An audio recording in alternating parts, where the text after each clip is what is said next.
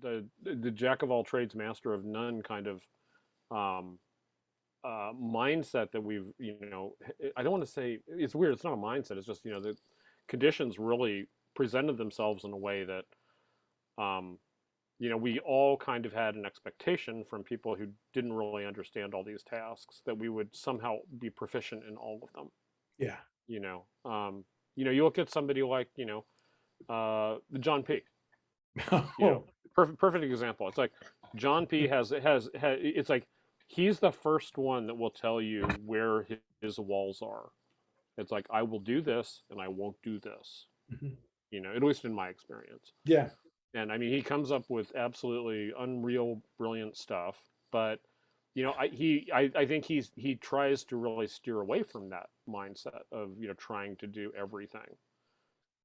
Yeah. Well, He knows his strengths. he's old school, like all of like what you were saying. I mean, Sure. he was a part of that era. I mean, he Oh, was, absolutely. part of the film, the analog. Well, yeah, Um, yeah. When you guys were at Weddington, it's mhm. like you were dealing with analog tape Yeah. dominantly through, probably the largest period of time of Weddington's existence. Oh, sure. You And know. he had that wonderful 4-track Atari, that Hmm. half-inch machine, and that's where he made all that, Star Trek, RoboCop, all that Sure, stuff. Yeah. sure. And you can make things happen, with those devices that don't happen as easily on other things. Mhm.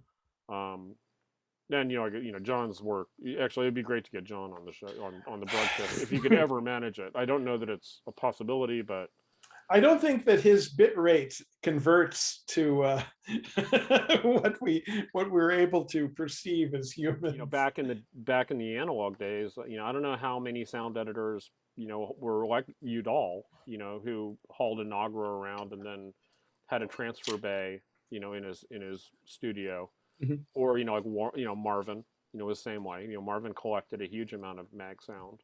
Oh, sure. Um, I don't know that Warren did. Or You know, not as much. He's one of those 9 to 5ers who comes in and does the work and yeah, goes home to a real life, which I yeah, and it's really like admired. he was quite, a guy who was a singularity. Oh, yeah. It's like I don't know anybody else who did the degree of ridiculously awesome work that he did, who Warren was as Hamilton. Yeah. normal. He was, yeah, we're talking about, ladies and gentlemen in the audience. Warren Hamilton was just, he was brilliant. We all called him Uncle Warren. And he's, been in the business forever, not Hmm. just doing sound, but he was a Hmm. writer at Disney. His father was a set painter on amazing shows. Hmm. Um, so he'd been around forever, but he was the most brilliant editor I can think of that did his cue sheets in ink. Yeah, And they were perfect. yeah. Um, yeah, and I was lucky that I worked with him enough that we developed a little bit of a shorthand if I ever had to pull anything for him, or Hmm. and we had a really good. I miss him terribly. He was a brilliant guy. Yeah, he. I mean, and just as far as his intellectual discipline, it was so far beyond anybody I'd ever experienced. Oh yeah, It's yeah. like he could literally, you know, if he was, I never saw him do this, but I mean, I'm sure that if he was doing like a shootout, he would exhaustively just work on, you know, wood bullet impacts, and he Yeah, would yeah, work those until he was absolutely satisfied it was the best that he could get out of the material that was available, yeah, and then he would move on. Whereas, like yeah. I'm not going to mention names, but other editors Sure. would kind of, look at it as though they were painting the whole forest at once and be jumping from food group to food group, and things ended up always getting lost, and Yeah. certain Well, things would get missed. Mangini told we had a conversation over a lunch many years ago about this, and there were two different kinds of editors. I mean, I'm not going black or white here. There's Hmm. grayscale all over the place, of course, but the two extremes where you had an editor like Warren Hmm. that took a little longer. Normally you had about a week to cut a reel. Warren would take, he'd deliver on a Monday, it'd be a little later, but it would be perfect. Right. And there would be no fix-its on the stage. And his Hmm. cue sheets were in ink. It Right. was done. Then you have the other kind of editor that take a week, they deliver on the Friday when they said so, Hmm. Yeah, there are fix-its and little things that we got to Sure. work on, and work on the stage, and there's that joke about the dub stage being the most expensive moviola, the most expensive cutting Oh room yeah. in Oh town, yeah. and that's the kind of editor that it refers to.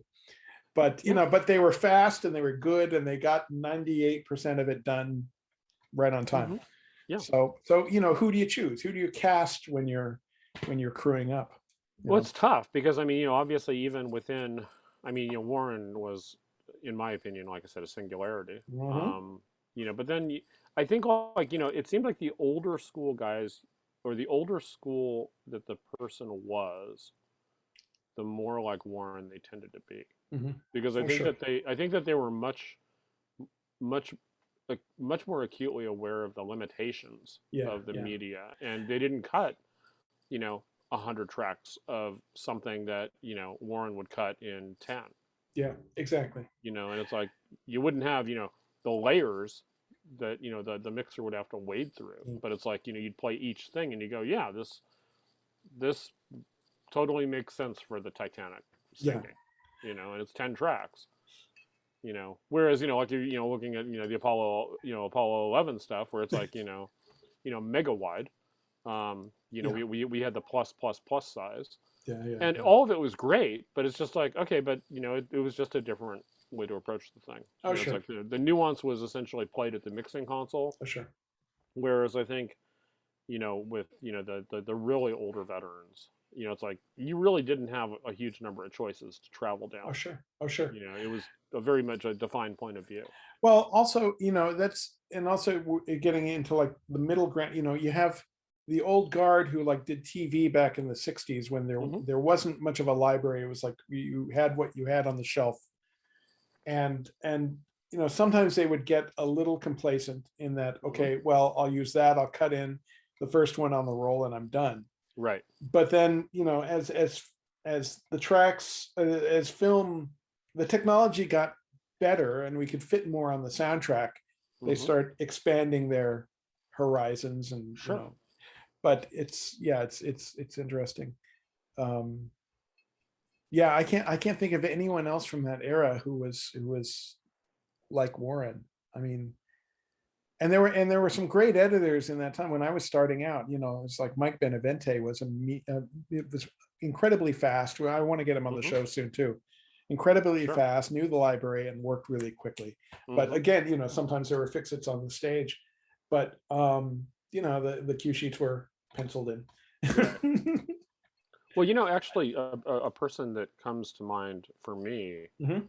who probably was pretty close to Warren's thing Hmm. is Terry Eckton.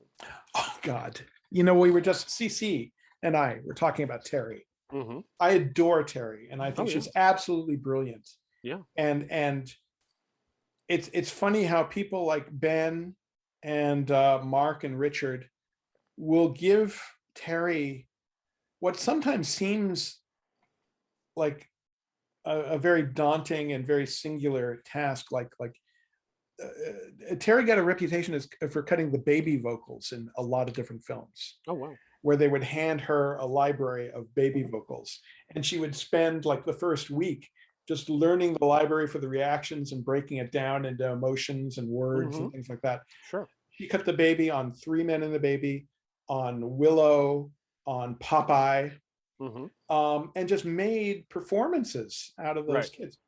Right. uh, Ben said one of the jobs that he gave Terry on Empire Strikes Back was 3PO's servo motors, Oh wow. which it doesn't seem like a really complicated thing, but she managed to get emotion and tension, and just help the scene along just Hmm. from his motors, for God's Right. sake. Right. No, she's absolutely brilliant. I adore Terry and her work. Yeah, I mean, I think that when I was talking with Gary, he said that she cut a good portion of the beach landing in Saving Private Yeah, Ryan. she cut most of the guns. Yeah. Yeah. Yeah, and really, found a rhythm in them, and Hmm. just, yeah, it's amazing. She actually talks a little bit about that on Midge's documentary, Oh, nice. Making Waves. Yeah, she actually talks a little bit about that, which is nice because Terry doesn't. She's another one who said, "I'll talk to you, but I really don't talk about the work." So Right. Right. that's bad. Yeah, And she's she's just And she's a supporter of the museum. She sent me a lovely note Oh, that's great. not too long